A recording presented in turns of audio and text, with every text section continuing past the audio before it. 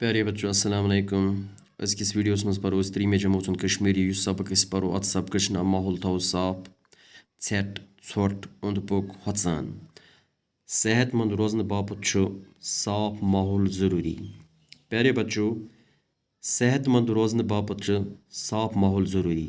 यानी अगर अस यछो कि अस गसो सेहतमंद रोजन अस पज तेल पनुन माहौल साफ थावन। माहौल गो ओंद पोक। माहौल क्या गो? माहौल छ वनान अंद पकिस। सनिस अंद पकिस मज आब हवा मौसम तो कुल कट बितर यवान। यानी सोन युस ओंद पोक छ अत मज आब हवा मौसम तो कुल कट वगैरह यवान। माहौल डंज न रोजन सत वारिया मसले पौद गसान।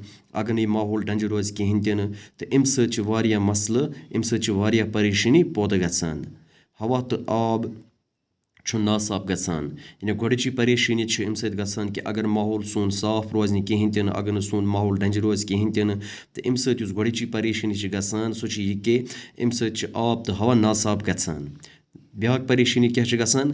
जमीन फसल बवान। यानी उस जमीन अत असल फसल बनान कहीं तन।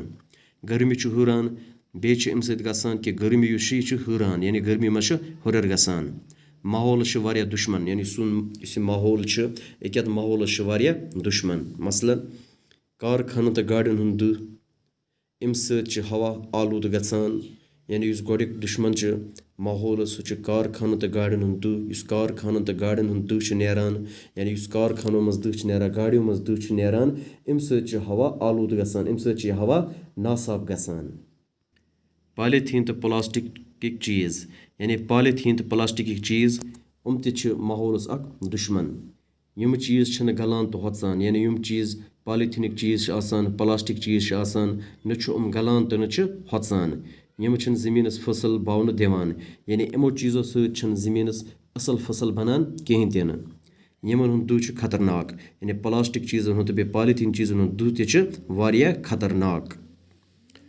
इस ब्याक दुश्मन माहौलस सह कुल चटन वल। यानी यम लूख कुल चटान तो यम तो माहौलस दुश्मन।